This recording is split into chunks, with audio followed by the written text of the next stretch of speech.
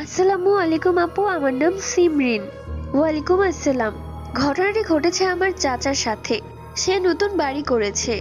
বাড়ির ছাদে অনেকগুলো গাছ লাগানো আছে। মূলত আমার চাচা গাছ খুব ভালোবাসেন, তাই তো তিনি এক এক পদের গাছ লাগিয়েছেন ছাদে।